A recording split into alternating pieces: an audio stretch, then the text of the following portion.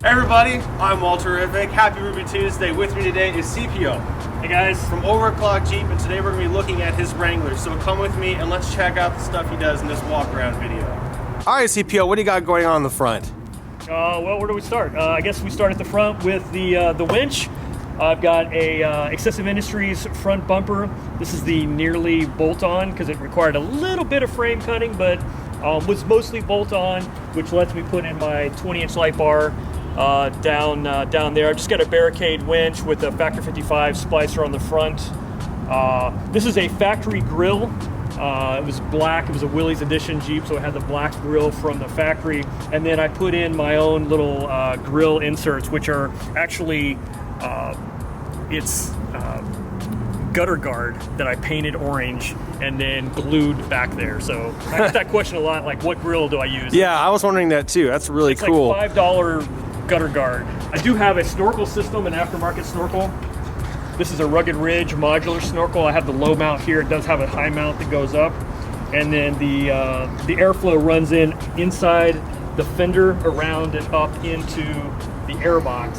So that's kind of nice. It gives me basically a cold air intake because I'm not drawing air from inside the engine compartment. A couple of things. I noticed you have an air compressor here. Yes. I know people do this, but I haven't actually seen one before. So what do you use this for and why did you decide to put it there? So that's an ARB air compressor. It came actually, I got a Dynatrack trail leader axle kit, so a Pro Rock 44 front axle and a rear axle upgrade kit. And in that kit came the air compressor that helps me activate my air lockers, front and rear air lockers. So that's the primary function, but I also use it to air up my tires.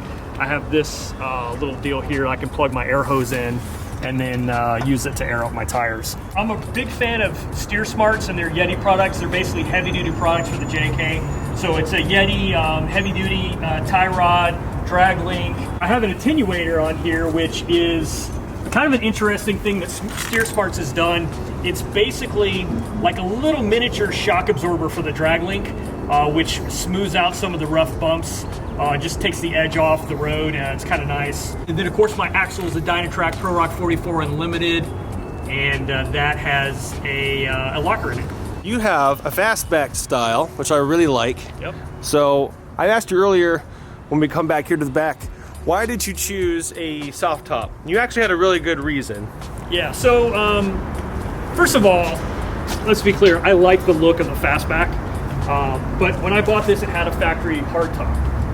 I always kind of wanted a soft top for the summertime, but the first couple years, I actually really liked just having the hard top because I could pull it off. I built a hoist in my garage. I pull the top off, and then I go out with no top, and then I come home. It takes me 10 minutes, and I put my top back on. But what I was finding is when we take trips, let's say we go to the beach, which is 2 to 3 hours away, I had to make a decision. Do I take the top, or do I go with no top, and then have no protection in case of like a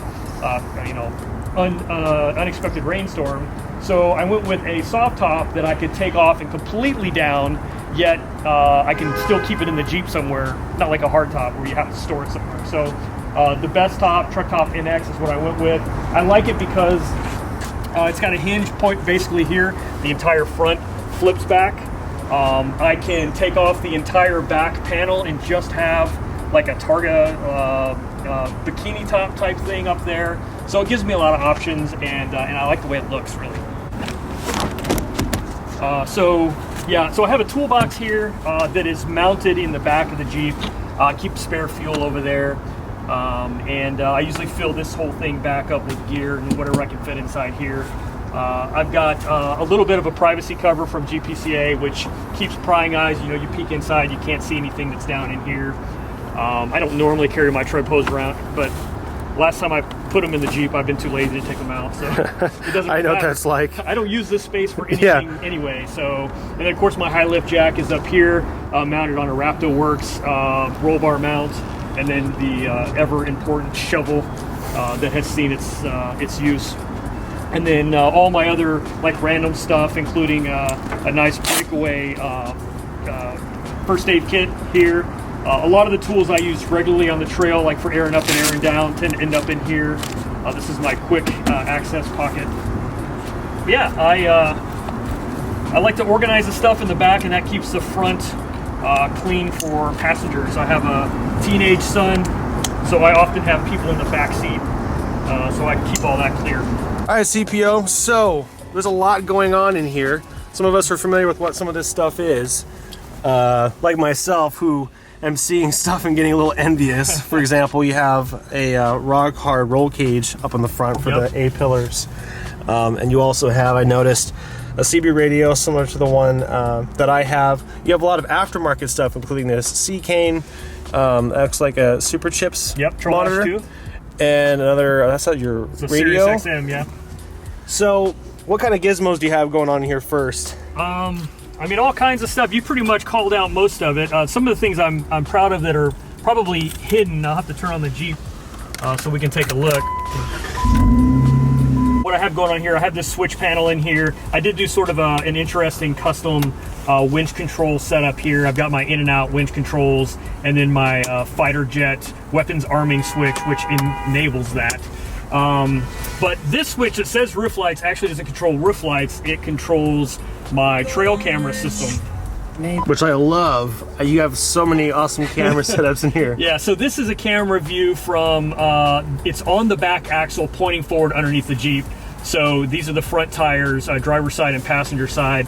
And then I can use this toggle rocker to toggle between the two front tires. So when I'm on the trail and I don't have a spotter available, I can see exactly my front tire placement on the front, which is kind of cool. Very cool. Once I clear, I can see how things are passing underneath the Jeep and if I'm going to get hung up on something. These are bar-tacked roll bar covers. They're starting to come out with a line of roll bar covers that sort of use the same material as their well-regarded seat covers.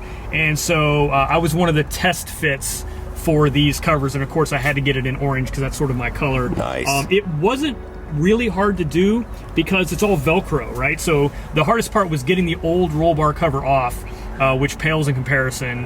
Super flimsy, and it was all faded. It was like a weird purpley gray color.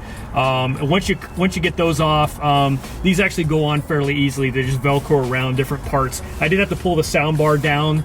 Oh, I didn't notice that. Yeah, I can see it now. Yeah, just a little bit. Let me fit it in there, but other than that, it wasn't that difficult. So this is the factory USB that came in the Jeep.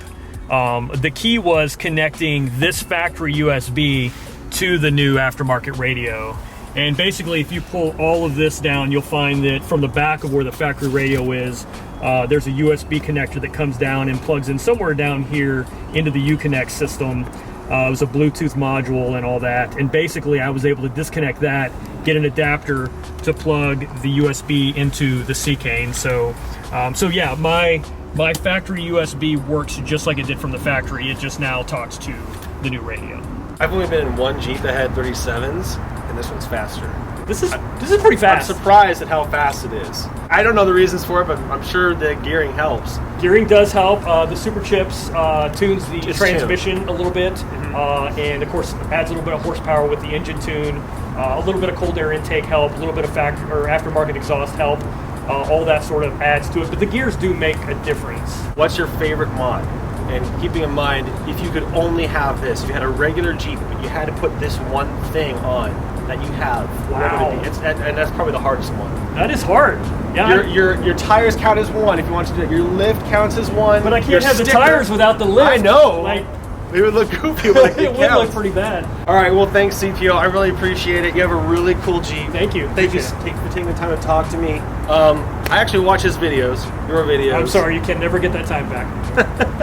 I have to apologize for watching my videos. I'm sorry. But I watch because you do install videos on this Jeep. His YouTube channel is Overclock Jeep. And if you just search Overclock, don't worry about the 3, you'll find it. But you're actually doing a lot of stuff that I'm wanting to do. So it's really cool to not only watch the videos, but then talk to you about it. Awesome. So thanks for taking time to talk to me. I appreciate it. Guys, I hope you enjoyed this video. Check out his channel if you want to watch videos about how to do installs. And if you guys have a Jeep that you'd like to have a walk around with, let me know in the comments. I like talking to people who have these Jeeps on the street. I'm glad I got to have you on camera and look at this one. So thank you guys for watching. Hope you enjoyed this Review Tuesday, and I'll see you next time. Peace.